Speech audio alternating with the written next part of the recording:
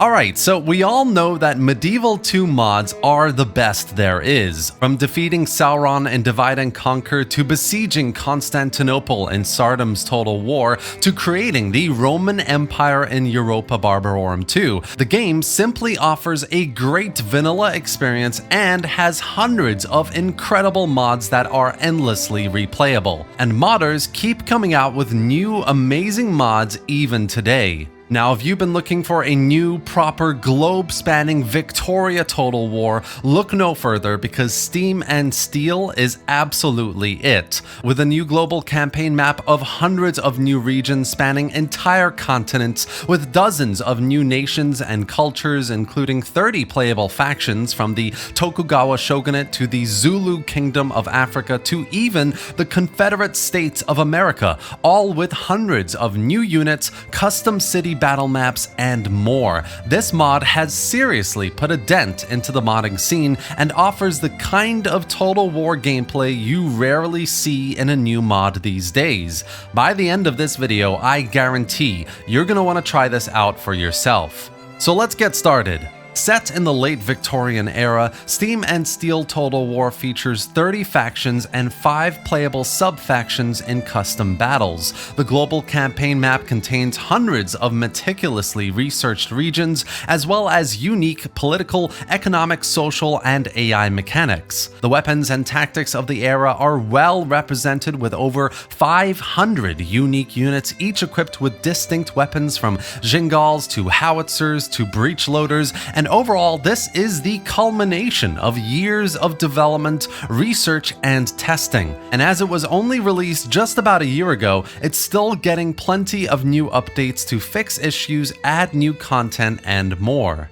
Starting from the year 1860, you have a choice of playing nations from every single continent: the Argentine Republic in South America, the Austrian Empire in Europe, the Emirate of Afghanistan in the Middle East, or maybe you want to play as the Kingdom of Thailand in Southeast Asia, or the South African Republic in Africa. Because the size of the map, the scope achieved here with hundreds of regions, there is no way any two campaigns are ever going to be the same. And what that means is replayability is genuinely off the scale, which is just an amazing thing to see. And let's just sit on that for a moment, explore the map, and really appreciate what's been done here. The detail of each continent with each region, the new custom city models, forts, the custom character models, the insane scale of it all just blows my mind. And the choice that you get with all of this for unique and memorable campaigning is just amazing. You could play as the Zulu warriors of Southern Africa, starting with a single region, way behind on technology and prone to disease, but you have all the means of expanding across the continent with little resistance until, of course, you come up against the mighty nations of Europe. Or you could play as the Tokugawa Shogunate, unify Japan, and mount dual invasions of Russia and China, plus a transatlantic invasion of North America. The possibilities here are truly endless, and the imagination goes completely wild. Then there are the battle maps, and I mean, oh my god, the sprawling cities you can play and fight in, from Tokyo to Washington DC to London. The level of detail here, the buildings, the effort to make a truly Victorian era come to life is just staggering. It's insanity. This is like divide and conquer level of modding here to create all these custom buildings, put them all in a way that makes sense, that still allows for decent enough gameplay. It's just wow. And honestly, I'm just scratching the surface here. In their latest update back in December 2023, the modders finished off a full overhaul of all the cities. They added in new character traits and ancillary systems, new music, and a totally new launcher, which is just awesome, by the way. I love launchers. And tons of fixes, bug fixes, optimizations, AI improvements, custom animations. They even integrated the free cam mod for Medieval 2 that modernizes the camera controls of the game. All of that and everything I've spoken about so far should already tell you that this is more than just the real deal. This is absolutely insane. The mod being set in 1860, of course, means that the type of warfare, the technological advancement of this era, all lends itself to some of the most fun Total War battles you can have. Playing with Gatling guns, dynamite, howitzers, breech loaders, samurai, Zulu warriors, and more all makes for some amazingly fun battles. And the best part is, this is a time in which we're moving from Napoleonic warfare in Europe and North America to proper modern warfare for mainly European nations, so there's a massive disparity between factions of different continents. You can play as the Zulu warriors and basically be 500 years behind the times at least, with mainly melee warfare but tons of population to just throw bodies at wars. Or you could go as the United States and pretty much be at the forefront of new technology with things like ironclad ships and Gatling guns, artillery, and through dynamic events, of course, all nations start progressing through and catching up as well. And then there are some brutal aspects of the mod that make it super challenging and maybe at times annoying. Recruitment is limited to your core starting regions, so you can expand all you like, but if you're playing as the Zulu, for example, you can only recruit from that one starting region, which I mean is a bit historically and realistically authentic, but it adds so much, in my opinion, unnecessary limitation to your campaign. So I'm hoping that in the future this kind of gets changed up a little bit. There is a colonization mechanic, a recruitment in one way that you can offset this with, but generally I think that if you've got some sort of migration population mechanics in place and the right buildings, you should be able to recruit them from anywhere really. Then there's the public order issues, of course, especially in newly conquered regions. It's tough, like really tough, so I'm hoping there's a bit more rebalancing around this as well.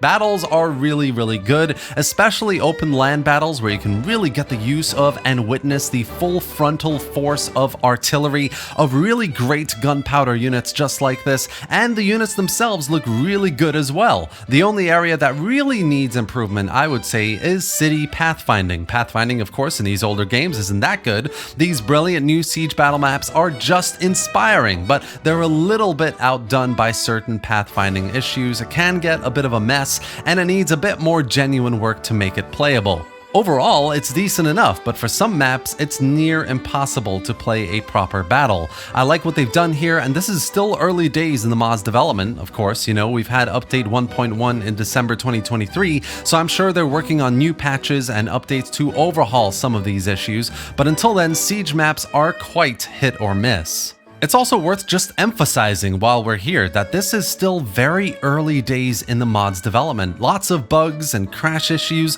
lots of unfinished aspects of various factions, old buildings and UI elements that need replacing, and mechanics that need a bit more ironing out and balancing as well. But it's still very much worth playing. For the years of work that the modders have done here, they've achieved something nigh unbelievable and so impressive. I mean, if you can look past some of these issues, this is a proper playable Victoria Total War, and it's just brilliantly done. Also, just keep this in mind, but this is just the first campaign that they have planned. The mod team, once they've finished off optimizing and refining the 1860 campaign, are going to be creating regional campaigns, Scramble for Africa with proper colonization mechanics, and others as well that are similar in scope but have tons more detail. Think Lyceum Total War or the Tsardoms Total War mods. So eventually we'll have lots more content, campaigns, and factions to play with here as well. And I'm hoping anyway, eventually they get to a place where they create a World War I or even a World War II campaign, which I think in Medieval 2 could be so much fun to play. But until then, we've got some brilliant gameplay here already to get stuck into. Overall, Steam and Steel is more than just a new Total War mod, it's basically a new Total War, in a similar if not higher league than Divide and Conquer, Tsardoms, EB2, or mods just like them. This is the new mod to try for Medieval 2 Total War, and I honestly can't recommend it enough. Sprawling, beautifully done city battle maps, over 500 new units from all ranges of technology with custom visuals, completely overhauled mechanics, new events, all on a global map of the world. I just can't get enough of this mod. In fact, next to mods like Dawnless Days or Anno Domini 1051 AD, this could be near the top of my list for new exciting mods in Total War.